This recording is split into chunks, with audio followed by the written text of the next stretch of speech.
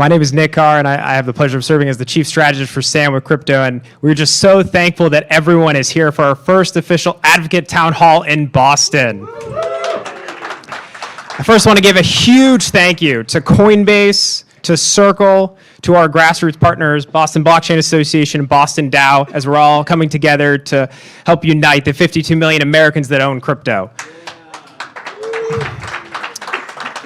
First, I'm going to hand things off to Darren Carter from Coinbase for a few remarks before we get started with the panels.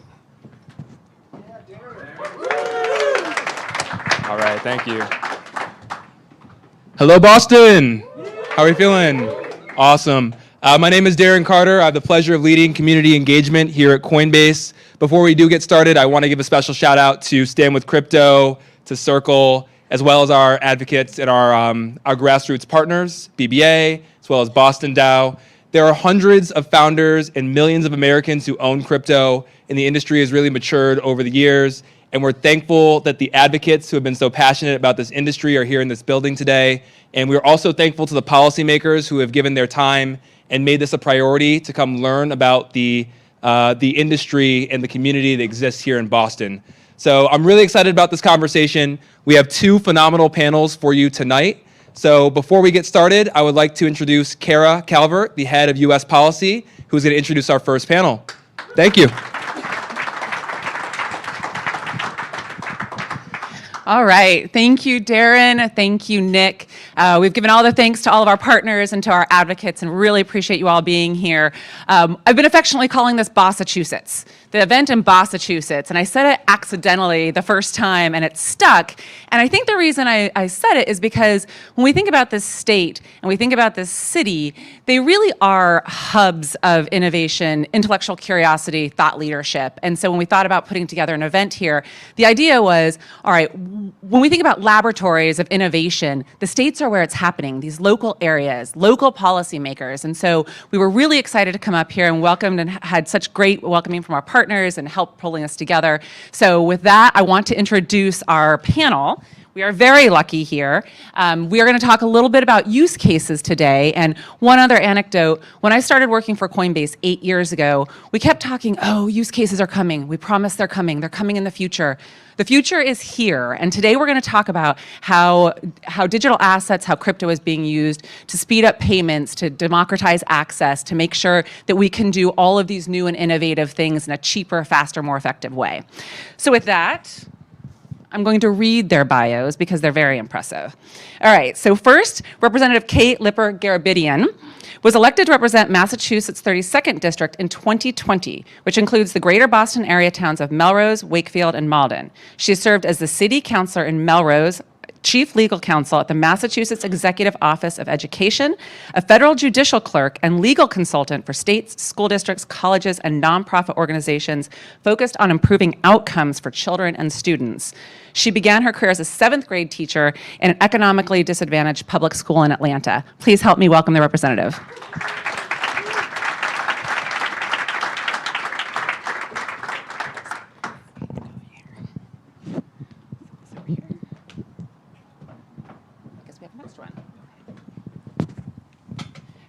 Second is Ian Kane. He is the co-founder and executive chairman of Cubic Labs, an incubator and investor in entrepreneurs and startups building blockchain and Web3 technology.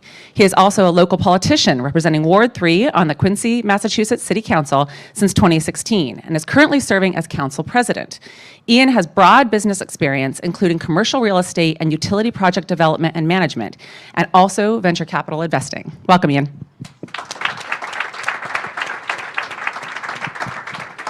And finally, Jason Hawk is the Deputy Director at the Innovation Institute of Massachusetts Technology Collaborative, a government-funded public agency built to support business formation and growth in the state's tech sector.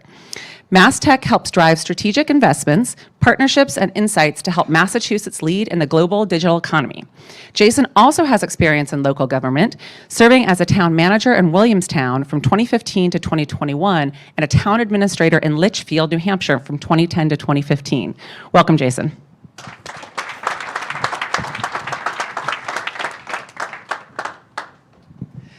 Okay, with all of this policymaker experience, you've also all been at the intersection of technology and policy. So really, I think where we want to start is, how does this mirror the work of crypto and the evolution of crypto? Is that similar to other technological kind of innovations and evolutions that you've seen over recent years? And what are some of the lessons that policymakers may want to take from that history? Anybody want to jump in? I'll get started, but I'm not a technologist, so thank you for having us and everyone for being here today. I think in my relatively short time in state policy making, I'm aware that technology moves a lot faster than the pace of democratic government, and that can be challenging and also maybe allows us time to sort of get a sense of a nascent area and learn best practices. I think, for example, of being a teacher, and when I taught, dating myself a little bit, my students had no digital footprint. Today, I am a mother of 2 elementary school boys, and they are creating a data footprint every day that dwarfs anything my kids as students were doing. And even now, we see states sort of working quickly to address that in our privacy legislation.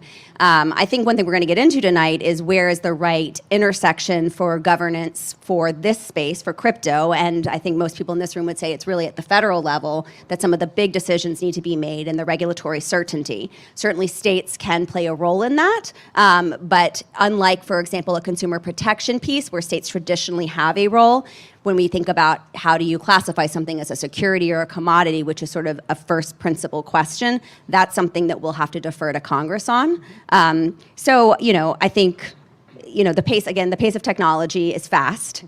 Policy making is a little slower, and so it's really critical to have conversations like this where we can learn from the practitioners and the experts in the room to think about how to best craft and support a framework that provides important constraints and also lots of good opportunity. That was a great answer. I think, if we're looking at the inherent nature of what this is, which is decentralization, and it's decentralization of financial functions, but it's also decentralization of data. We've seen this before. So, local municipalities, cities, and towns used to control their own water, their own electricity, before it went to a larger scale utility model on a nationwide scale, now on a global scale. And so if we're talking about technology and we've seen this before, then I would liken it to that, except we're kind of moving in the other direction, which I think in some circumstances when we're looking at things like renewable power, we're seeing a decentralization of that technology as well. I think what we're going to get into tonight is thinking about what are those actual use cases that are going to tip the needle for people in this space to truly identify and relate to it, especially in ways that they don't have to understand the more complicated components of the back end of the system. And so, this is going to be a great conversation, and thanks for having me.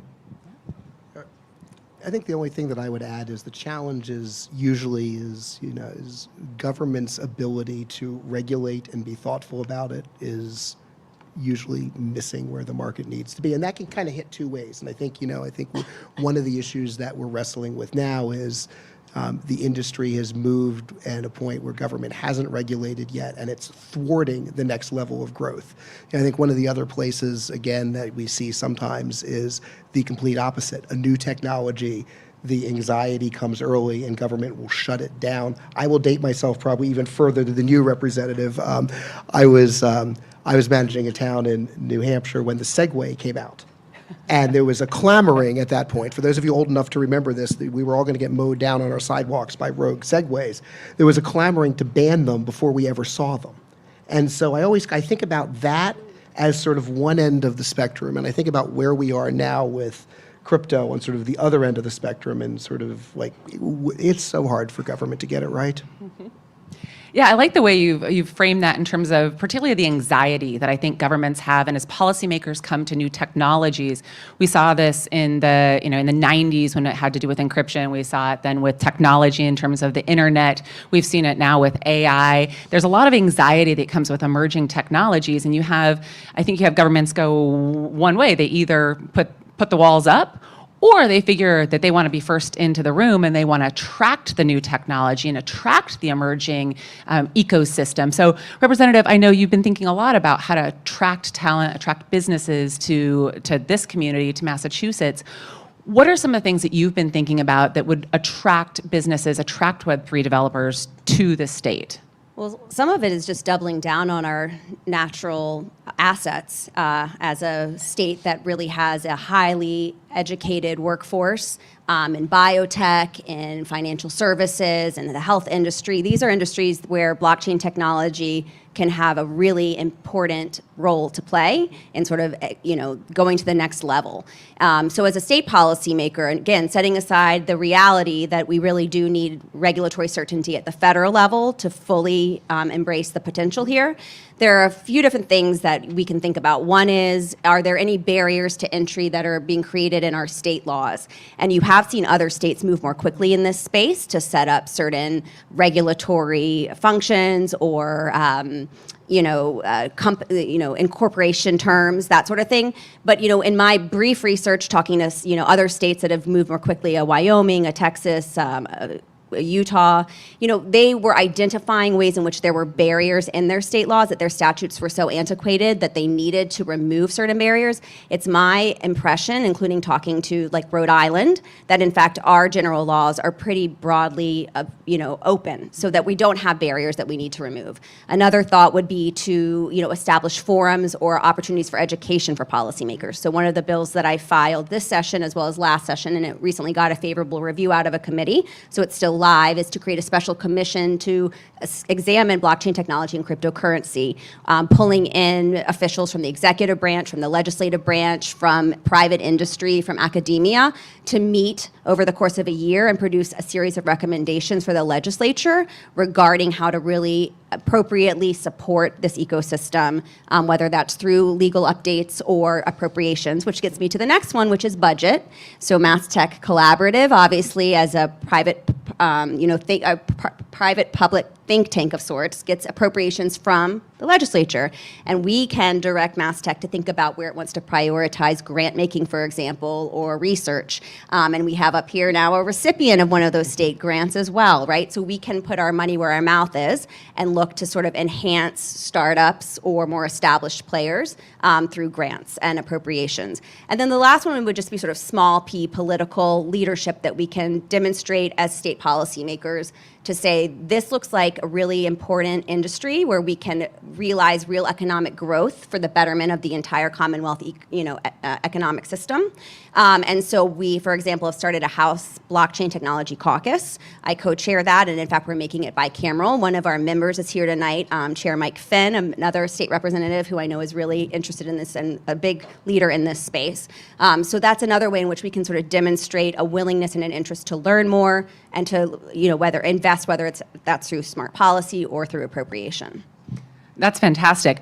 It really strikes me that as you're exploring these and as you're thinking about a commission to better understand the ecosystem, that public-private partnership, that dialogue will really help make sure that you're actually getting to good public policy. And I think that's the goal, right? That's the goal of all the policymakers in this room right now. It's the goal of all the folks, I think, who are promoting and advocating for policy in the crypto space. And so I think that that's really fantastic that you're trying to figure out a way to create that forum.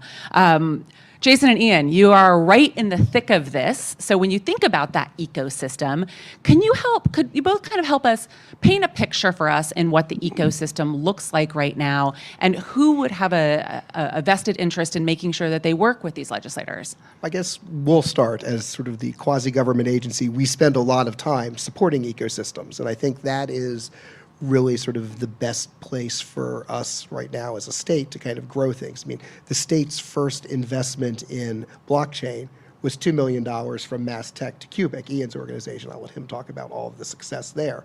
But those are the kinds of things that I think for us are creating the demonstration of we're actually getting real economic development, we're creating real businesses, these are real opportunities for businesses, residents, and students in Massachusetts today and tomorrow. It's not some sort of distant theoretical concept. I think that is really part of the strength of where this comes from. We also have a really strong academic community, really strong and powerful. So many great partners there. Some of them, and in our case, we have a great relationship and is an investment with WPI. So getting outside of Boston a little bit too. And in looking at particularly applications of blockchain in places that aren't necessarily blockchain native. So companies that have like large data sets that could benefit from the security and transparency of blockchain, but that wasn't their first way through the door. Looking at some supply chain things, they have a great project that's looking at sort of life cycle and recycling of lithium-ion batteries. Like, I think these are the places where we are strong in so many areas in the state and so many technologies, in fintech, health tech, marine tech, like using blockchain as the enabling technology and sort of showing the economic impact it has. So it's not blockchain first, it's impact first, I think is really the great ecosystem play that we have. Shorter term, we benefit from having partners like Cubic and their efforts, to kind of grow the community, not only through their effort at Cubic Labs, but also with Boston Blockchain Week, the sort of the phenomenal growth of Boston Blockchain Association over the past several years and who they're able to convene and bring to the table. That helps us a lot because we are now seeing institutional players and startups all talking together. That, I think, provides reassurance to a lot of our policymakers that this is real.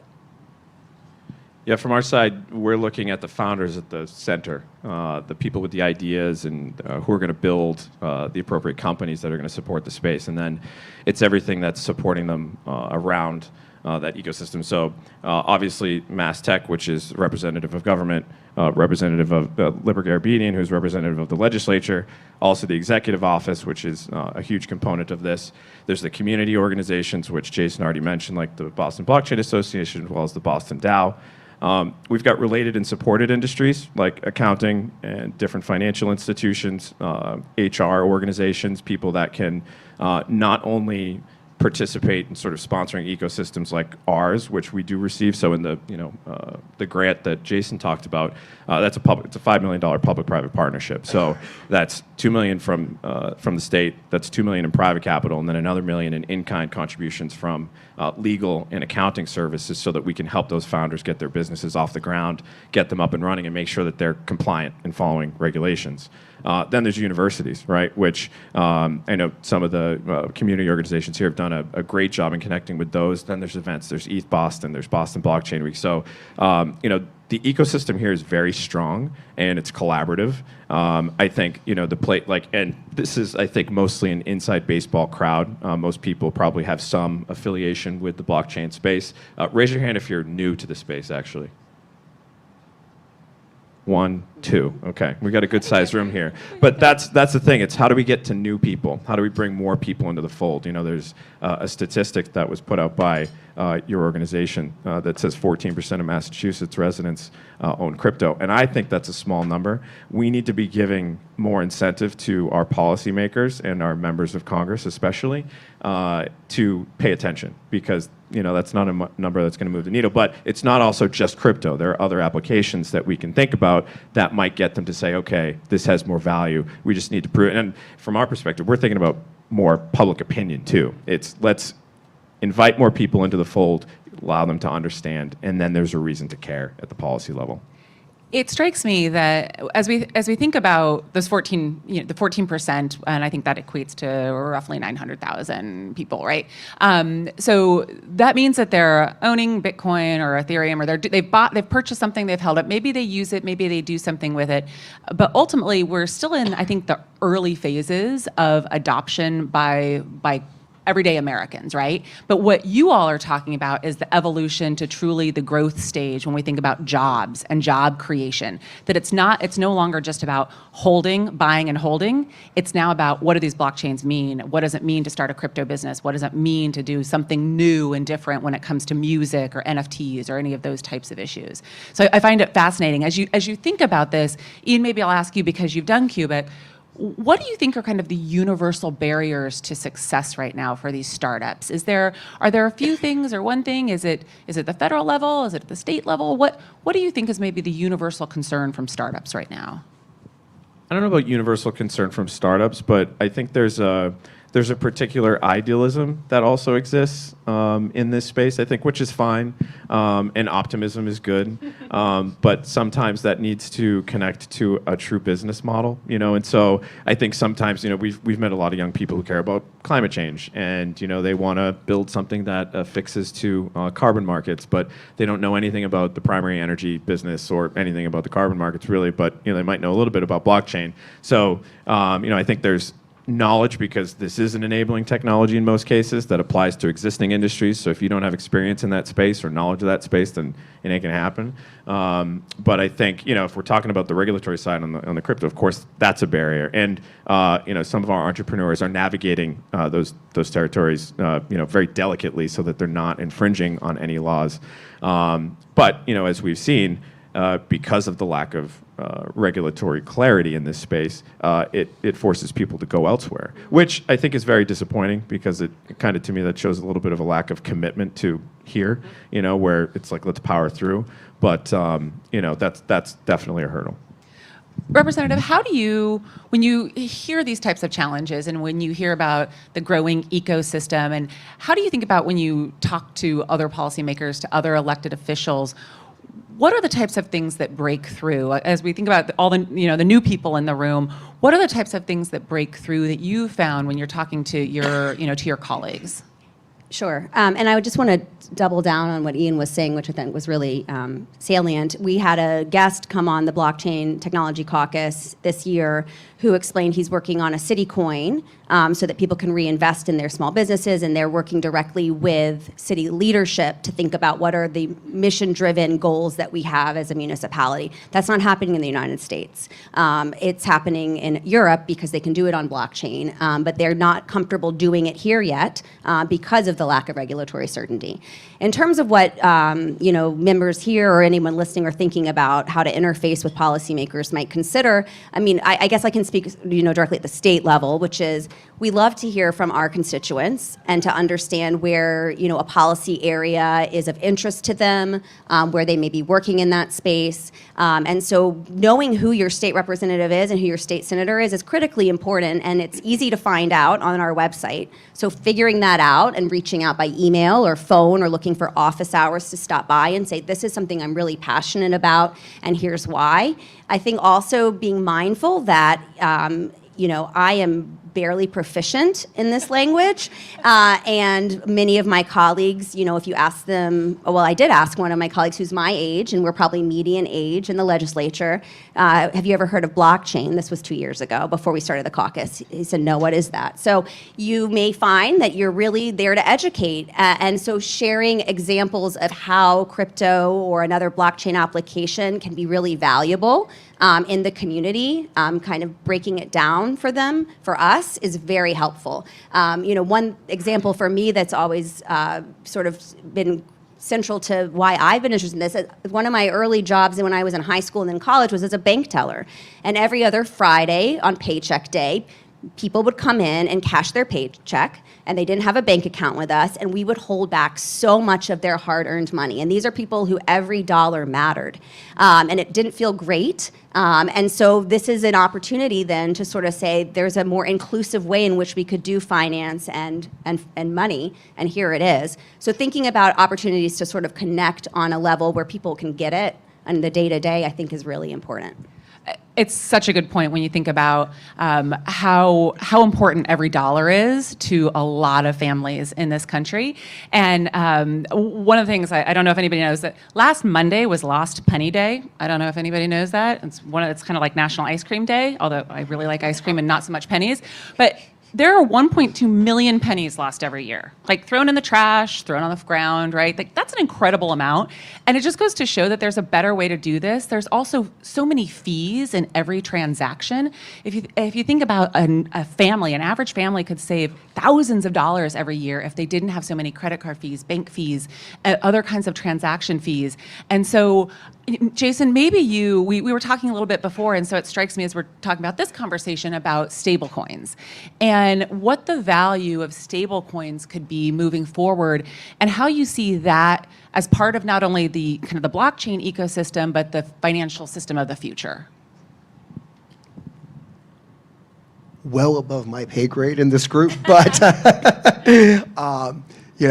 I'll nibble at the edges on that. I mean, I think the pieces that are really kind of key out of all of this are having something that has trust and credibility, and is as frictionless as possible. I think those are the pieces that I think stablecoins can offer those opportunities for people to really kind of move this forwards. And again, it's not about. It moves to a point where we're having conversations that aren't about the commodity. It's about it's the enabling technology, it's the backbone. I think when we're able to sort of really focus on the end product and not about like what's building it, I tensed up a little bit when you said, talk to people about blockchain. No, probably don't talk to people about blockchain, tell them about the end state. Tell them about efficiency, transparency, avoiding those transaction fees. Tell them how great the sausage is. But if you're a believer, you spend a lot of time telling them how the sausage is made. No one wants to know that. And I think that's really sort of the next challenge for everybody in the space, is moving to end state, moving to applications and kind of talking about that. And so I think even sort of in the stablecoin case, I can appreciate that that's sort of the enabling backbone. I don't ever want to use that in a conversation with most people on the street. I can use it in this room, but I don't want to use it with other people who aren't in the space. It's what it enables. I think that is really how we're going to move to where we need to go next. Do you have any points of view on that? Yeah, I was going to say, I do think this space needs a little humanization. The ability to identify and relate to some of these use cases. Jason and I were just talking about this before the panel began, and it's like, no, we don't want to be talking about this wonky tech because you just lose people. And so I will shamelessly announce an effort that we're putting forward right now. We just launched a knowledge and education platform through Cubic Labs, which you can find more information about at cubiclabs.com/knowledge. And our effort is to really start to tell a repository of real-world use cases in an identifiable and relatable and human-touch way that allows you to share with your family like what you're involved in, because most of your family members probably don't understand. And so on the other side, this is it's basically a large-scale PR effort, because I think this space, we're having wonderful conversations amongst ourselves, but it's time to take it outward and really make sure that we can affect the change that we're seeking to affect, especially with people who are seemingly hindrances in the way of our progress and innovation. So check that out. If you've got stories that you'd like to share with us, we'd love to tell them. So basically, I think what you're saying is really everybody in this room needs to go find 10 friends. Correct. And 100%. Yeah. And talk about why this technology is important. And I think it's really interesting when you think about the sausage being made. I had a conversation about email, and likening some of these technologies to email. And if you talk to a policymaker, you don't have to explain HTTP, right? You don't have to explain how the email is transmitted back and forth over these networks, or how they work with Verizon to transmit it in the air, right? They just get that it works. Right. And so ultimately, I think the proof is in the pudding, right? To an extent, we have to start to see these things come to market. And they are starting to come to market, especially overseas when we think about payments and remittances. That seems like, that's the killer app that's already out there. And it feels like it's going to continue to evolve.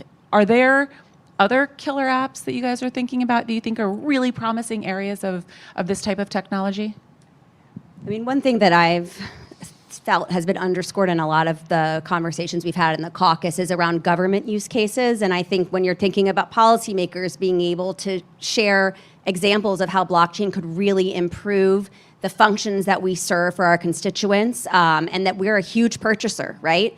So that could be a digital identity, which we see happening in other jurisdictions. The licensing processes for businesses in a particular state, all the things you have to do and comply with. There's record authentication. I mean, we are managing so many records. When I was at the executive office, I was the records access officer. My goodness, they're everywhere, and if you get a public records request, you have to produce them. If somebody graduated from a college that closed decades ago and needs a proof of transcript or a certification, how do you go about finding that?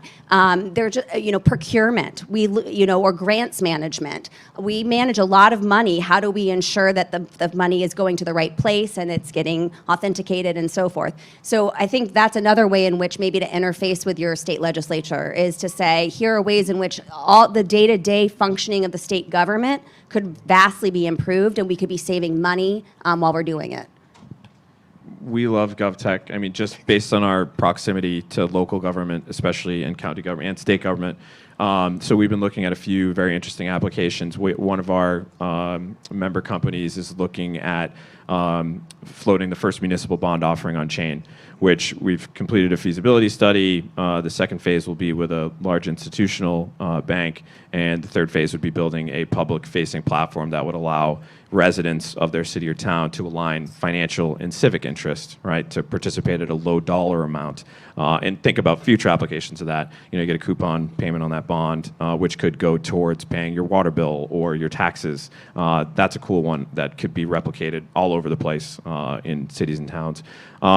We're working with Kate, where we haven't really talked to you that much about it yet, but you will, on a project with county government looking at real estate deeds, right? So we like source of truth because everything sort of needs, we've seen a lot of market-driven approaches to real estate, which don't necessarily work because the fundamental source of truth of that asset is actually at the county government. It's held by the deed. So we're looking at trying to replicate and duplicate the record keeping process at that level. So things that are enabling the government to be more efficient and effective, but connect to the marketplace to affect more efficient transaction processes.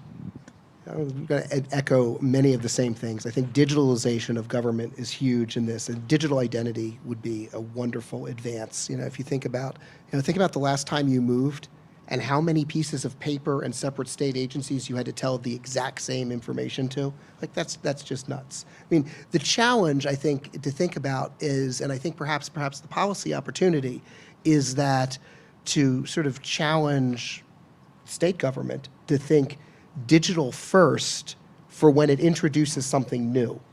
We have a certain institutional inertia when we think about sort of the GovTech space. Massachusetts has 300 years of paper records in some cases. These are hard to change. We can do demonstration projects and so how cool it is, but there's always a person that's going to say, what do I do about the other 300 years of bound handwritten books I have?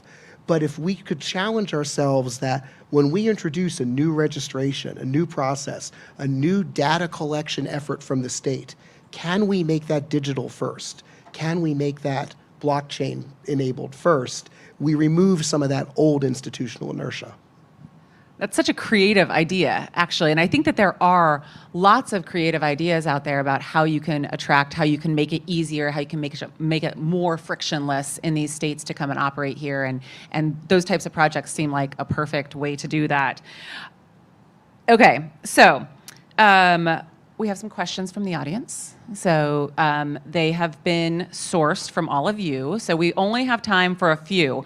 But I did want to get into this. Okay, so what are the top 3 major issues faced by the crypto industry in America that are particularly acute for retailers? I think what that means is, are there things that retailers could be thinking about either leveraging here, or are there things that the crypto industry could be doing for retail use cases? How do you all think about that? I can't say a thing about that too deeply, but now that it's on my mind, I mean, obviously there's a payment mechanism. You've got, well, if we're talking about retailers, if we're talking about restaurants, we're talking about stores, and I guess that comes down to payments, and then it's adopting a new system, adopting a currency to use within that system. So it sounds like just a large sales process for some company to build a mechanism to make all that happen outside of the traditional rails that exist for credit card processing, which of course would be the purpose of this because you would eliminate those fees, I'm assuming. That's all I got. I don't. Yeah. Seems like an opportunity. Yeah, it seems like a great Some opportunity. innovative person out there. I know you guys are out We'll there. fund the development. Yeah, exactly. Okay. How can businesses and organizations in Massachusetts leverage the decentralized web to enhance their operations, improve efficiencies, and drive innovation? So I think that this is really looking to non-blockchain companies, right? So we've talked a little bit about traditional industries right now who may be digitizing, but are there things that you've seen maybe in the legislature or places where people are talking about this, or from you and from investment perspective, how you're helping educate companies? Well, just again, something that comes to mind in that question is thinking of the state government itself as a business, right? And how we are not considering blockchain technology to accomplish many of our responsibilities, and the degree to which, in fact, that could really enhance our performance for our constituents and our taxpayers and free up time for state employees to be really leaning in on more important efforts. When I talk to a counterpart in a very red state, who we probably share very little in common, based on my quick perusal of his website, he explained, that that he was able to get his bill passed there to set up a statewide commission to really review blockchain technology and cryptocurrency and provide recommendations, which is what this bill is that I filed as well. That a big part of that was appealing to state policymakers around security and transparency, which we've talked a lot about tonight.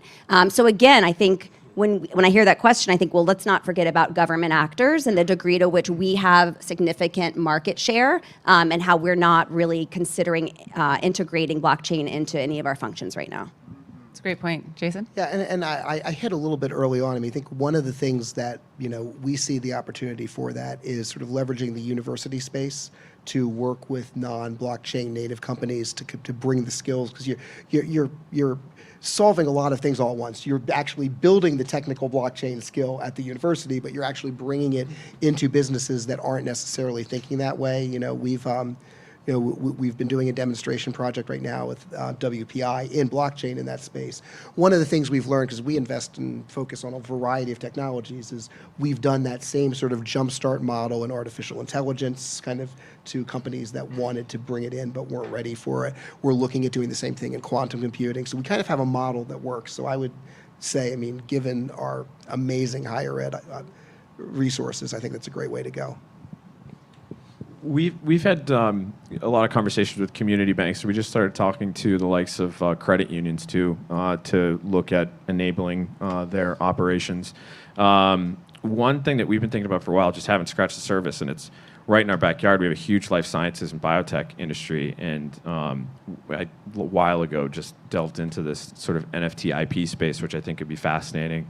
To sort of govern, of course, like ownership of IP within those organizations and the individuals that produce them. So, I think we haven't scratched the surface in a lot of those areas, especially with like more industrially focused companies.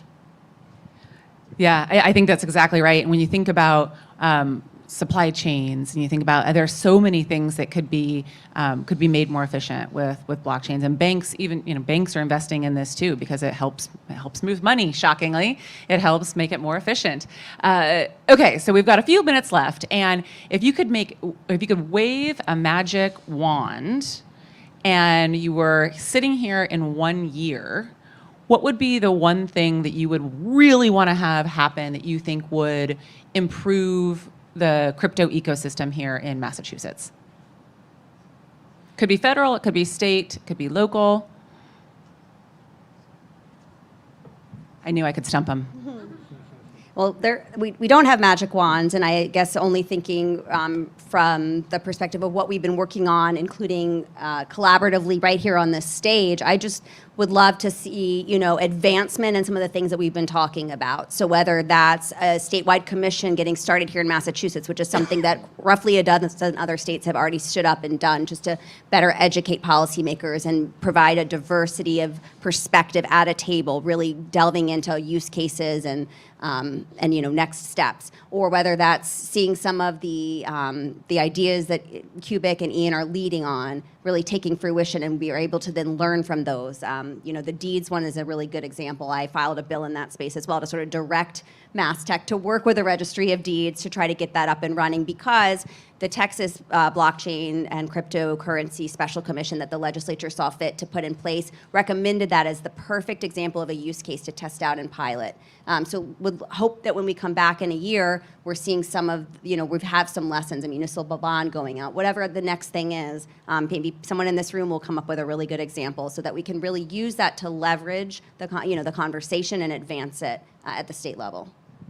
Yeah, more positive public opinion. And I think if we took a poll today or tomorrow and we measured that in a year after we start a collaborative campaign with people in this room, I would want to see that. Going to build off of what my two colleagues on the stage have said. I want both of them to be successful, because I think that's where we move it. We need the credibility of, state level board reviews, having conversations, and your sort of highlighting of the use cases. Those are the pieces where we move the needle in the state. So if both of you are successful, I will be very happy being successful. Excellent. Well, thank you all so much for being here and for sharing all of your wisdom with us. Thank you for all of you for listening to this panel. We will now be joined on stage by Jared Favoli from Circle, and he is going to introduce the next panel, but help me give a warm round of applause to the panelists here.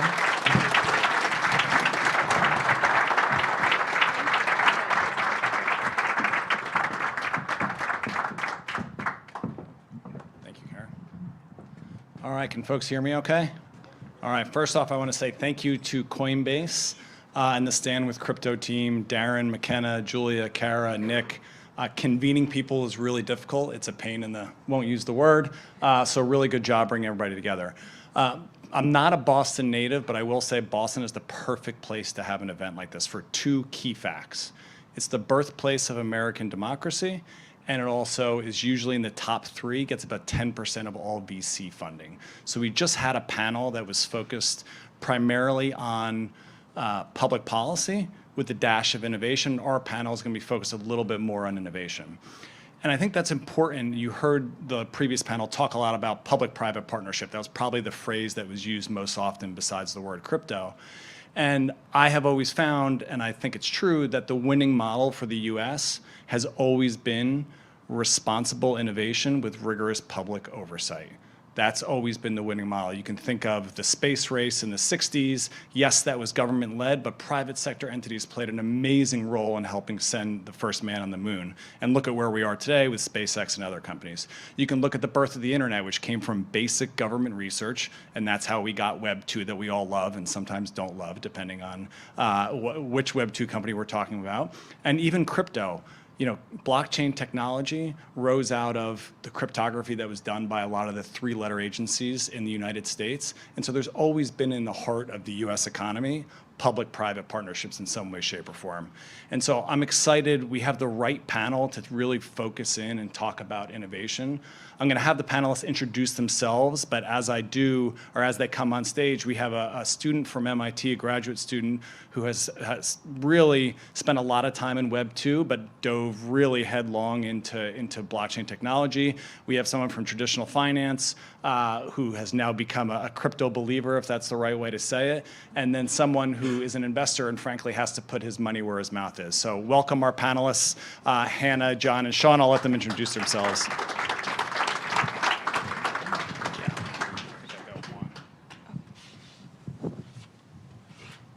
So why don't we start, I'll start, can you all hear me? Yeah, I'll start first with you, John. Maybe give a brief introduction and we'll go down the line and then we'll start with, we're gonna start small and then we're gonna go big. Great. All right. So thanks so much for having us, Jared. Thanks all of you for being here. My name is John Sweeney. I'm a consultant, and my background, combination of payments, spent about 5 years at American Express, spent 18 years at Fidelity, spent the last 5 years in blockchain. And so what I saw was the application of the technology that could be used to create new financial products and provide new solutions for investors, but also along payment rails. So my background, really a combination of payments, investments, and always technology in between. Great. Hannah? Such a pleasure to be here, and thank you for the invite. My name is Hannah Shen. I am the co-president of MIT Sloan Blockchain Club, and I'm currently a master's student at MIT, doing my MBA and focus on data analytics. At MIT, I also work for the Digital Currency Initiative, strategic partnerships and research associate.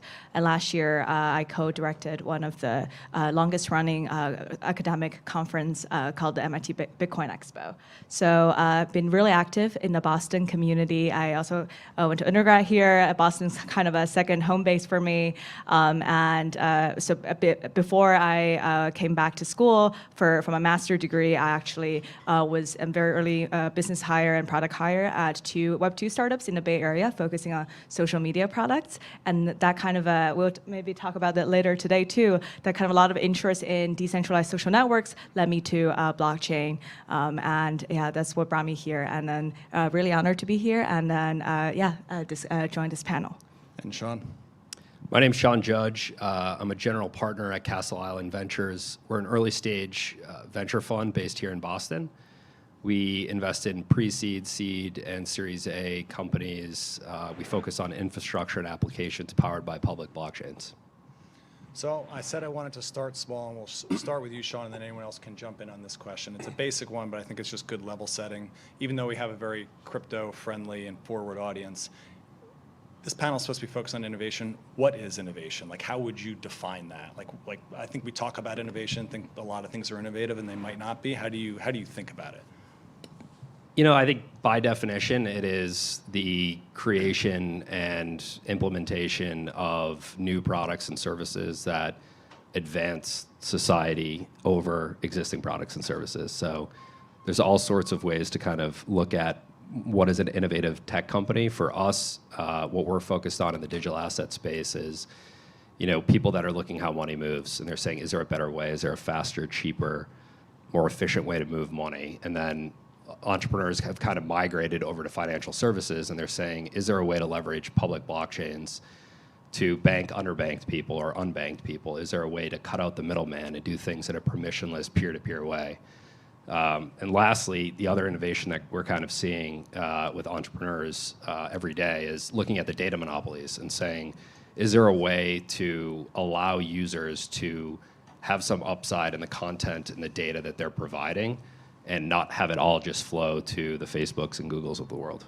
Really, really good answer. Anyone else want to jump in just on what innovation is? Either of you?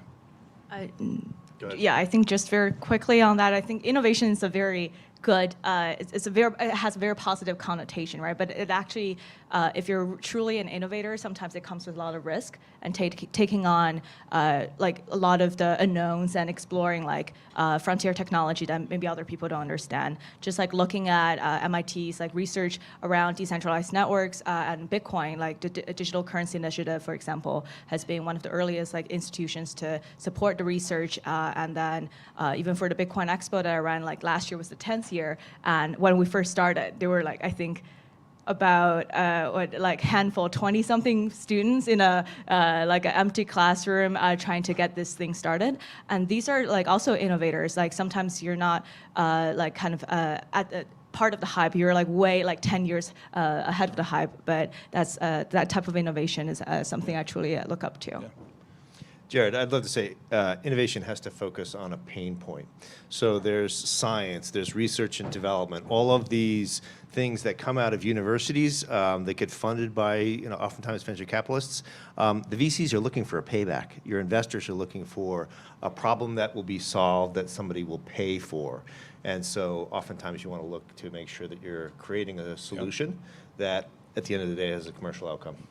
And I think it's a good segue, Hannah. You touched on this a little bit when you were introducing yourself, but talk about why Web3 technologies, why blockchain technologies are meaningful to you, and kind of how you made that transition, not that you're against Web2, but how you made that transition to kind of really dive headlong into Web3 technologies. Yeah, definitely. I'm not against Web 2 at all. I'm not a Web 2 hater. I think there's sometimes a narrative is like, oh, are you a Web 2 person or crypto native person? A lot of things are converging. And I think for me personally, the first two startups that I worked on was, the first one was actually a TikTok competitor. So we started out with like learning a lot about like new medium and social. And the second one was a creator-driven virtual events platform that launched right before COVID. So we also see a lot of kind of the more community-focused like social networks being formed through virtual events, and both are like pretty centralized tech, like platforms. And when I started to, what got me interested in blockchain is thinking, how can we using like a open, connected infrastructure to make these social experiences more composable? Like one example right now, I don't know how many people are on Farcaster. Anyone here? Okay, I'm at Hannah at Farcaster. So that's like a really interesting like experiment to think about the kind of the interoperability of content and your experiences. And then at the core of it, I think ideologically, I had a background in like political science and for undergrad, and I was thinking about the like individual ownership, and then you truly own your identity and your data when you're communicating and expressing your opinions on a platform that's built with this decentralized ethos. So sharing like a more personal experience back in like I think it was 2022 in April. So I was in kind of a citywide COVID lockdown, and then there were a lot of actually video footages and a lot of like images at the time of people going through this kind of a collective experience together, and at the time, where to post it, how do we express ourselves was a big question. Like, because like certain social media may come with like censorship, like kind of pressure, and you know, like if you even put it on YouTube, someone can take it down. So I actually like myself and a lot of people started uploading it on the perma-web, like either minting it as an NFT, minting the metadata as an NFT, or just putting the entire file on like IPFS or Arweave. And that was like a very personal touch for me to feel the kind of how there's like a kind of a record keeping and like kind of a neutrality that's in blockchain that's not seen in the traditional realm of like social media or platforms. So that's something like more personal to me, and yeah, like, and I think both kind of the intellectual curiosity and professional experience piece, and just like feeling some benefits and differences as a like average human or a user. Those are all the things that drew me to the space. And it's interesting, and I'm gonna come to you, John, and then to you, Sean. You used the word pain points, and you, Hannah, highlighted a pain point where some images and data that you wanted to be kept was being deleted, and you know, use blockchain as a solution. And I think about the prior panel as I'm going to come to you to ask about some pain points that you experienced in your decades-long career in TradFi, and I don't mean that pejoratively, of course. Is, you know, you think about the prior panel talked about, you know, government use cases, and you brought up COVID, Hannah, and you think about during COVID, the idea that, you know, millions of people in the United States needed access to funds. The government, you know, spun up really quickly in the United States to get money to people, but what was money at the time? Dollars in particular were a vector for spreading COVID, so not a good thing to send. Two, our record-keeping systems are so bad at a national level that a lot of people didn't get their money, or they didn't get it for months, or it went to the wrong person. There was a lot of fraud, waste, and abuse. And when you think about digital wallets and having a permanent record in terms of blockchain technology, and you layer in stablecoins, the ability to move value really quickly, transparently to the endpoint is a pain point that I think blockchain technology solves. But if you can talk a little bit, John, about some of the pain points you experienced in your career and how you think blockchain technology helps alleviate some of those pain points. Yep. I worked for a firm in San Francisco called Figure. Figure is a business-to-consumer lender built on top of a business-to-business blockchain called Provenance. And Provenance was sort of the real genesis of the business, but you couldn't just build a platform and hope that people would show up. So basically, the founder created a business-to-consumer lender to solve a problem and prove that the blockchain worked. The use case, that the pain point was, if you needed a home equity line of credit, banks basically wouldn't write one for less than $50,000. And so if you wanted to put a wing on your house and borrow $300,000, no problem. Full-blown underwriting of you, your home, credit history, all sorts of things. Some appraiser will crawl around your basement, look at the age of your roof, all sorts of things, and figure out whether that loan and you as a borrower are good risks for the bank to take on.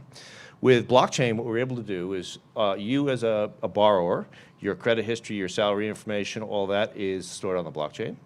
The loan itself put on the blockchain. So on the first of the month at noon, when you owe me your payment for this month's remittance, I'll just debit your account with an ACH debit, and I'll remit it immediately to whichever investor bought the loan and owns it.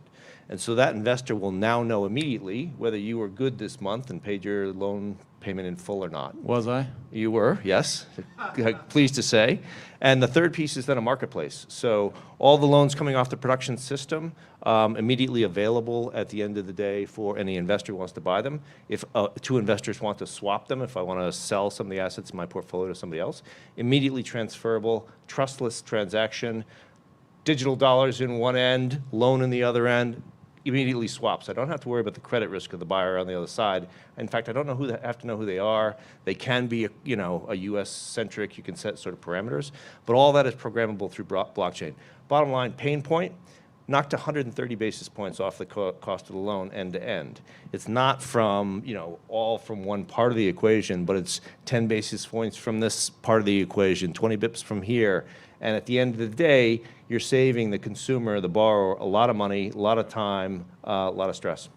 And that's a really good example. And I think as somebody who recently bought a house, and my wife would love to expand certain parts of our house, I should probably talk to you about this. So let me, just a click deeper on that. If you own a home, there's a whole lot of people who have credit card debt. The overlap of people who have credit card debt paying 18, 20% or whatever, but have home equity, they should be paying off whatever those loans are with a very low, much lower rate home equity loan than a personal loan, an unsecured personal loan. And I'm going to stay on this theme of pain points and go to you, Sean. I don't know that that's the mental model that you use for investing, but can you talk about some of the companies, whether by name or not, that you're investing in, and kind of what problem they're solving, and why are you interested in those types of companies?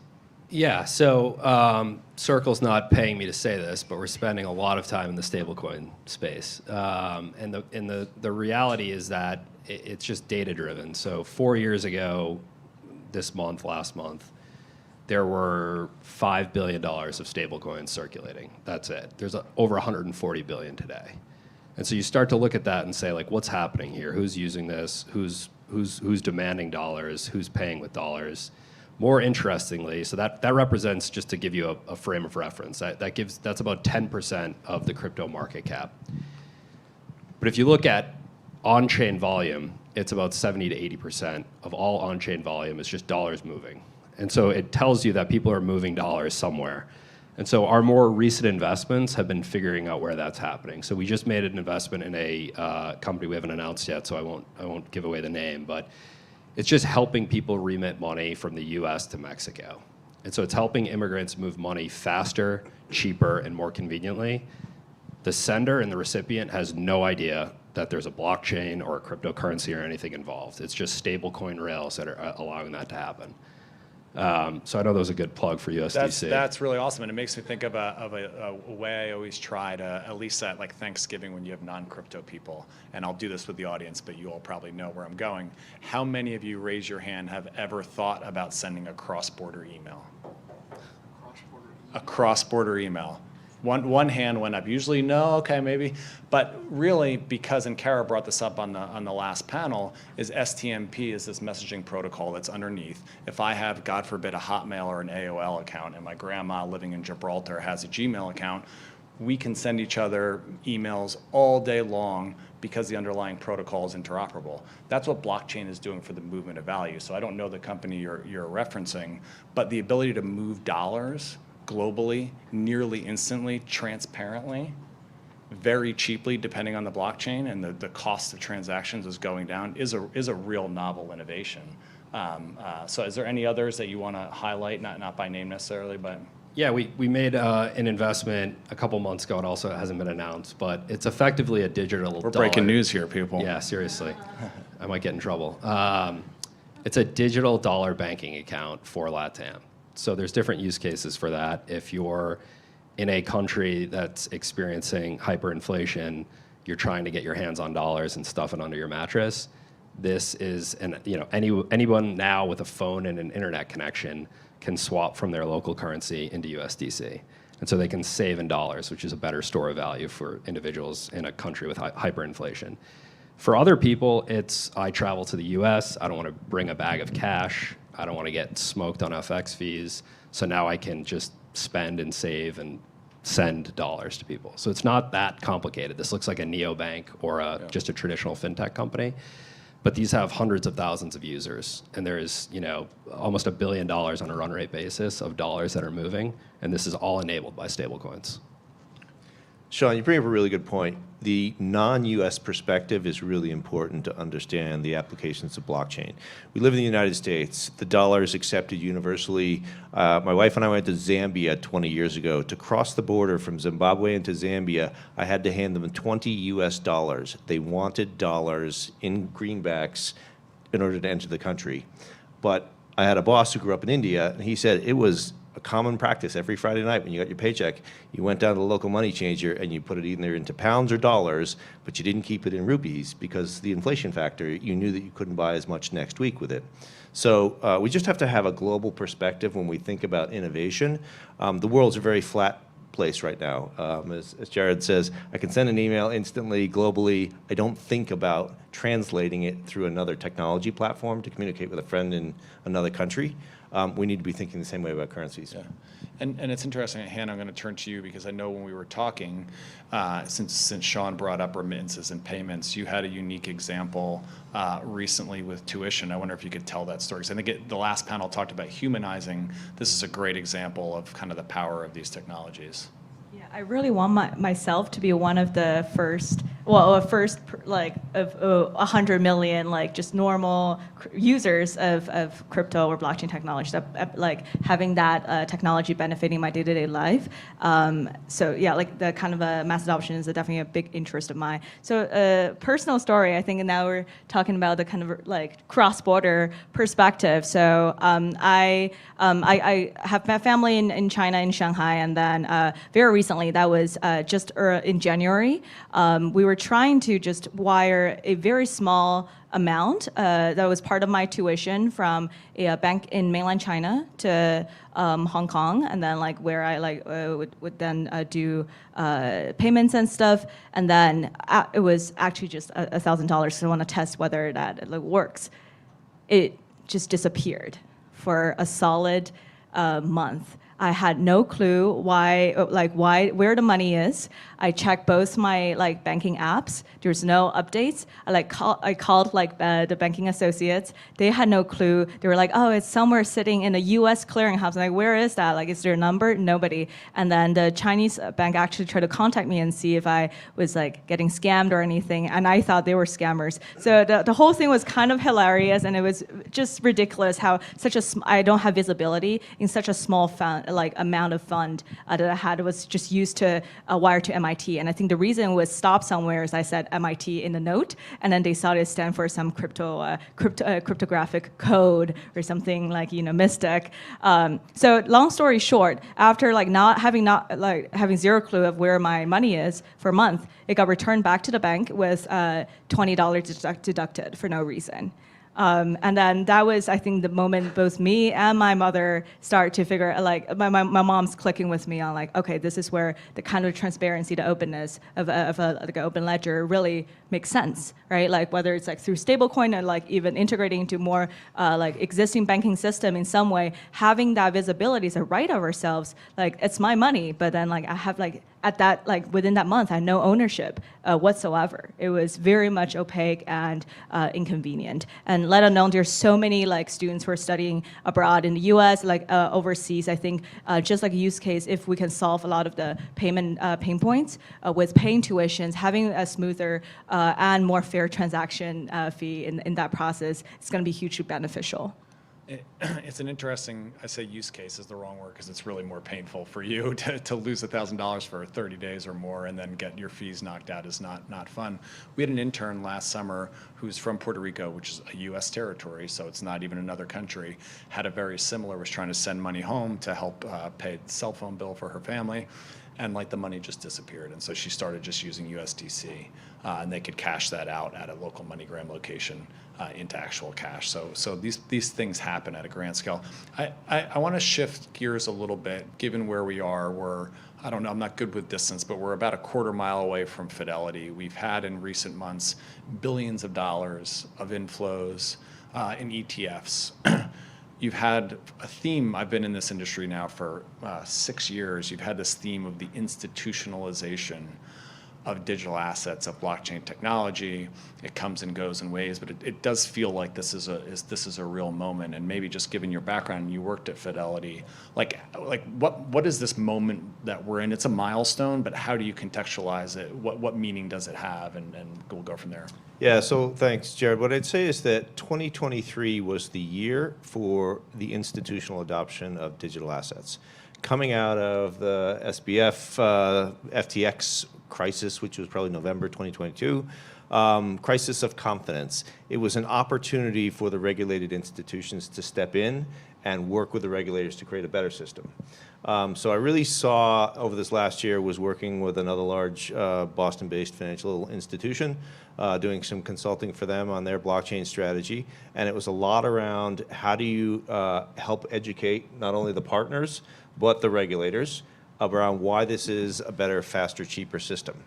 And so that's really a lot of the work that happened. What I would say is that across the globe, most of the top asset managers and banks are engaged in digital assets in some way, shape, or form. Right now, what you're seeing, though, is regulation is saying you still have to keep the existing rails running, and so build a parallel set of rails. And so when you get back to investment decisions, I've now got to maintain one platform, and I've got to build and invest in another one. And you haven't yet seen that payback, but that's going to come over time. Yeah. So you're going to see more and more adoption. And Sean, from your vantage point, obviously you look at the landscape as an investor and invest in companies, big and small.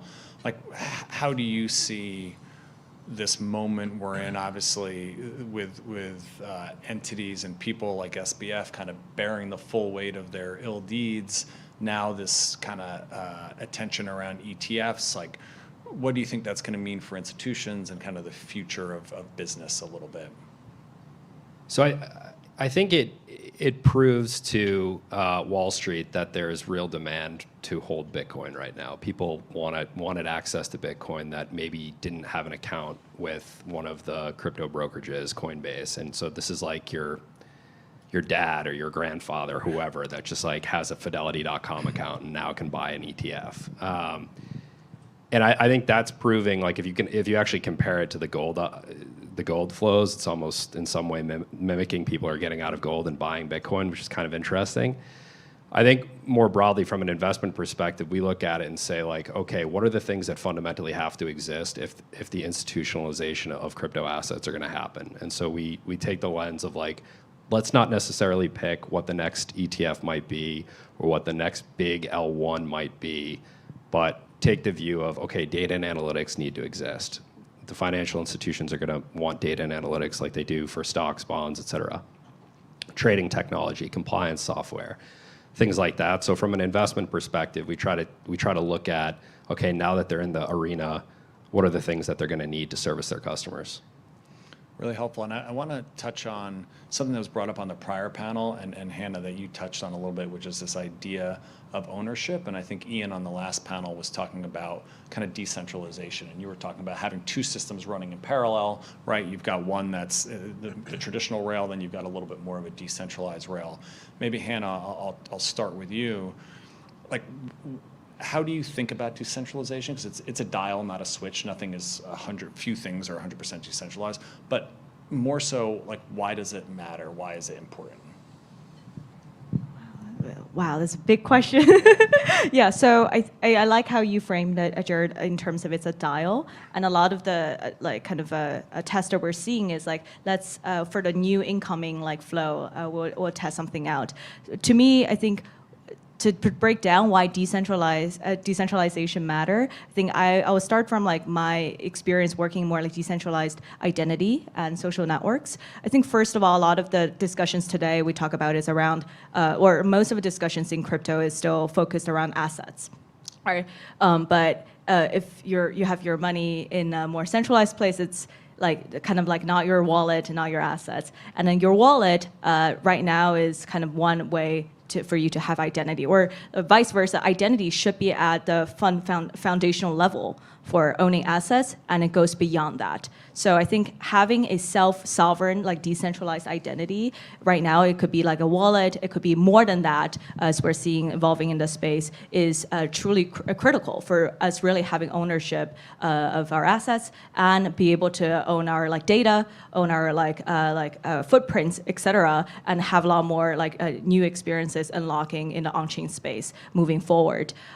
So I think like just going from there, like I think beyond the kind of financialized part of it, having a decentralized identity, what I worked on in the past 2 years was actually using cryptography to connect Web2 legacies of yours, because these days we all have our own online personas that are live on Twitter, Instagram, TikTok, et cetera. These are not identities that would just go away, like as we're migrating to Web3. These are still legacy that you should bring, but how do you verify that you are you in the cyberspace, right? Like having that kind of a cryptographic proof to show that I'm the owner of this Twitter space. At the same time, I'm owner of XYZ wallets. I'm owner of this ENS. That kind of a more complex like proof of humanity by showing using your own online credentials is something really exciting and new. Like we don't have to go through a KYC of my Massachusetts like ID every single time I want to access certain services online. There are like softer ways, but verifiable ways to prove who you are online and access services, even for like for DeFi products or like for other types of like games, etc. That's where like kind of the decentralized identity is a really interesting concept of bringing these like different pieces of your online legacy together, and then built upon this kind of a like a connected identity graph that you have. Then you can have social interactions across different platforms that are more connected. So one thing that I personally really wanted to build, or think is possible with decentralized identity and kind of an open social graph, is how can I use my existing like knowledge of my friend networks and better get access to services faster. Like right now, it's like through a lot of word of mouth, right? Like if I want to find a house, or if I want to buy like a new pair of shoes, or et cetera, like get a job referral. These are things that siloed information and communications. You go from channel to channel. But imagine a world where identities are a lot more connected, and you can across platforms there's like verifications and attestations of someone's credential. In that world, I think things could be a lot more integrated and seamless. And it's interesting, and I'm going to turn to you, John, because I feel like digital identity is something that, particularly, again, this is where sometimes having a U.S. view is a bit of an anchor, because our financial system tends to work relatively well compared to the rest of the world, where other people just getting access to basic services, they need an ID, they don't have one, and decentralized identity can be really powerful.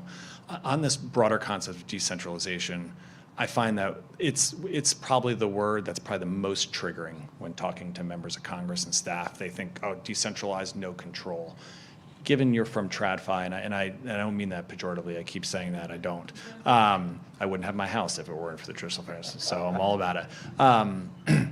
How, when you're engaging and consulting with companies in the traditional finance space who are diving into this, how do you talk to them about decentralization? How do they think about it? What kind of questions do you get? Can you just expand on that a little? Yep. So at its broadest level, decentralization, the record, for example, a blockchain transaction could be kept on any computer globally.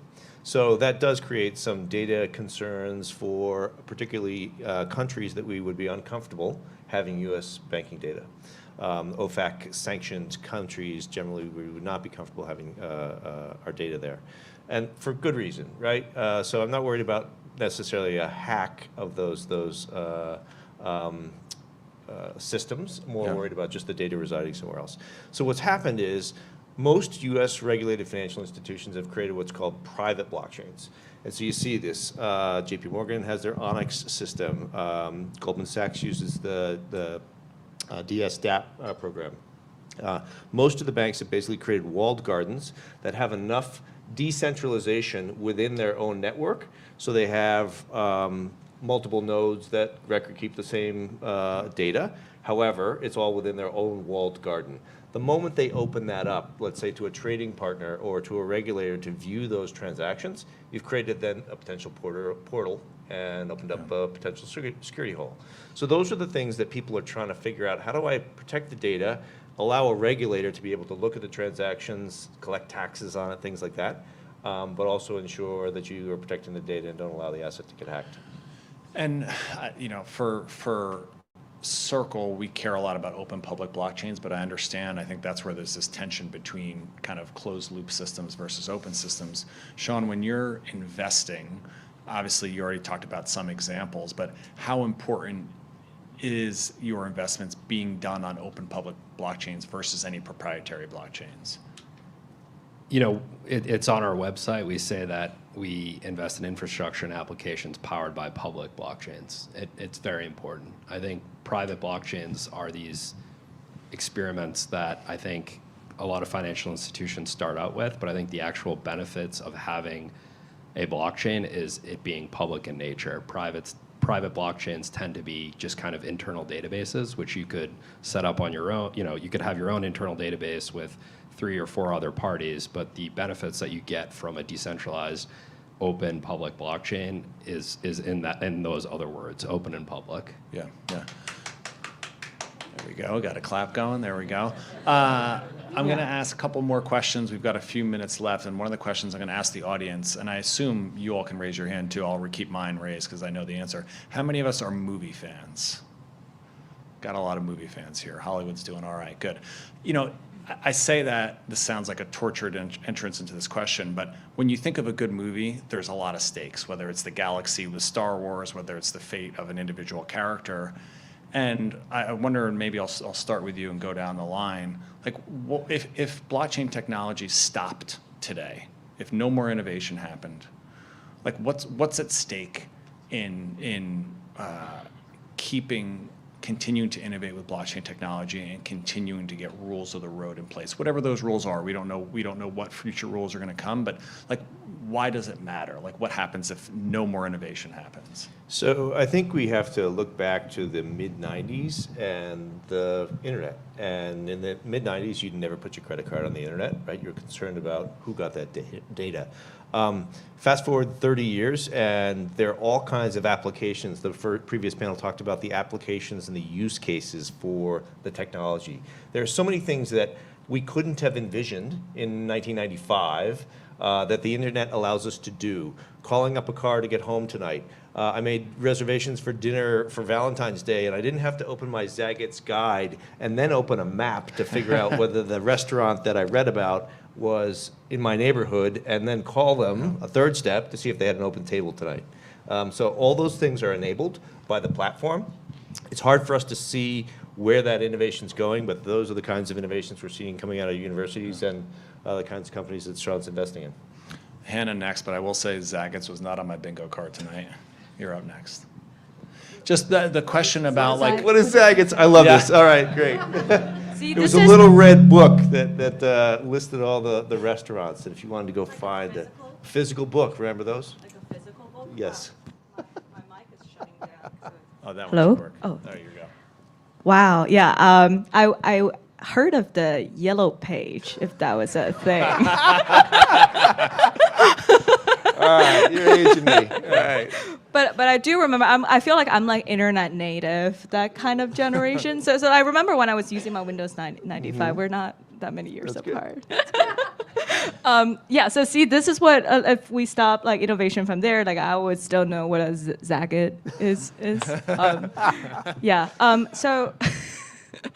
Yeah, I think so. We can, like, Web 2, actually, a lot of the internet products we know today have really honed in on like user experience, right? Like there's like very granular details in terms of like, how do you optimize this button? Like this like recommended like hyper personalization with AI these days. These are all things like, if we don't have blockchain, like it will continue to be. But to me, I think having innovations, continuous innovation in this space means we're giving ourselves alternatives and options, especially when centralized like platforms decided, especially when centralized platforms decide to take whatever identity or creations or legacy we create on their lands as kind of a renter.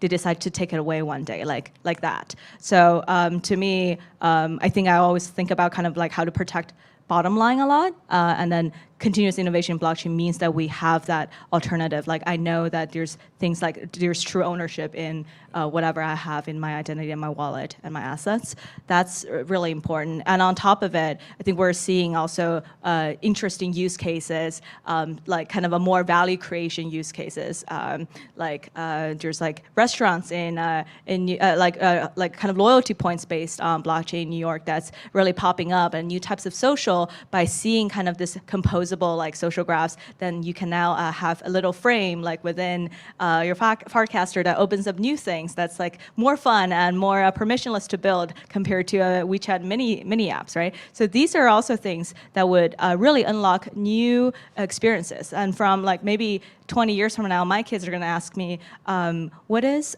Twitter? Like, yeah, what's SATA? I heard about it. I've never seen it. What is Facebook? Right? We'll just say it's x.com. The guy that owns everything. Everything sucks.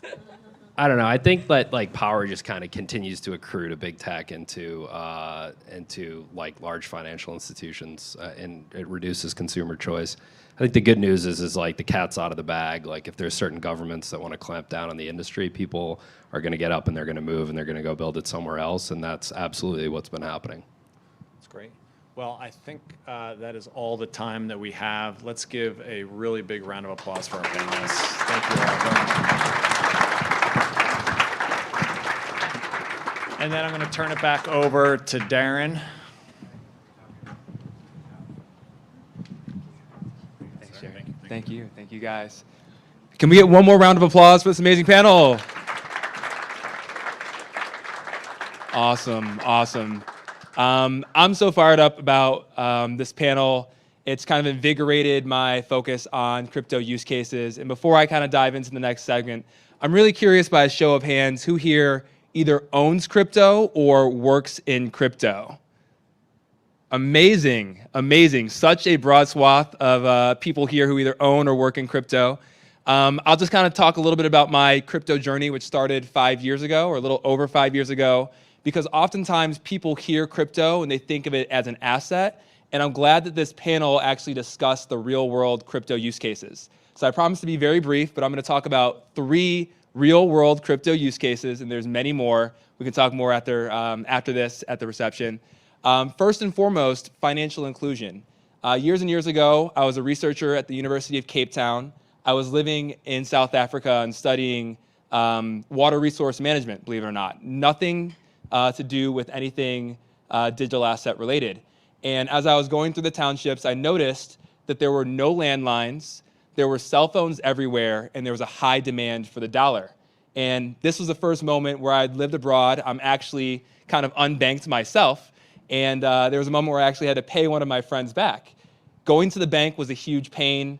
We ended up actually using Ethereum to transfer value. And those real world experiences helped solidify, to me, the opportunity that exists. Digital finance is going to be a thing, and it is here. It's going to provide a lot of value for people all over the world. And even when I had traveled to Zimbabwe, I could see their eyes light up when I pulled out a $20 bill. It was almost as if I pulled out a Bitcoin. They were like so excited. So again, demand for the dollar is absolutely there. Another one that we hear about is El Salvador. And I know the story has really been about how El Salvador has been very forward in their crypto policies, specifically with Bitcoin. But a lot of you will be surprised to know how Bitcoin is actually changing housing in El Salvador. So in El Salvador, 70% of the population is unbanked. However, almost 97% of the population actually has a steady job. They actually work a cash economy, so they're farmers, they're merchants, right? They have a steady flow of income, but because of the financial infrastructure there, oftentimes they're on the outside looking in.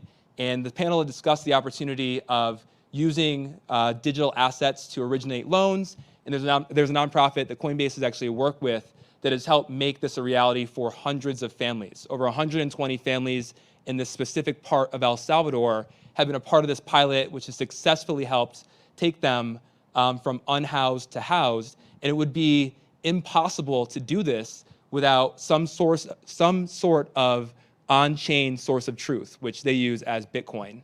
And then the final piece here is academic credentials. There are hundreds and hundreds of immigrants all over the world who unfortunately can't travel with their credentials. They might be a doctor, and unfortunately when they come to a new country, it's really hard to validate those credentials. And I have actually had the opportunity of studying for a master's in digital currencies. My credential is actually bonded to the blockchain, so that allows me to prove anything that I say to anyone about my academic credentials. So you don't have to take my word for it. You can look on chain. The credentials are there. These are just 3 of the many use cases that are out there. I'm thankful to our panel. One last round of applause. Thank you, guys. The next segment that we're going to have is going to be our reception. And as we move into our reception, I really want to give a shout out to our grassroots partners, the Boston DAO and the Blockchain Association. Woo! For all of you who are based here in Boston, please connect with these groups. ETH Boston is coming up in April, and they're excited to tell you about it. And we're really thankful for all of you who came out today. Thank you to our policymakers for offering their time and their expertise. And then to all of you passionate advocates out there, thank you so much. We really appreciate it. All right.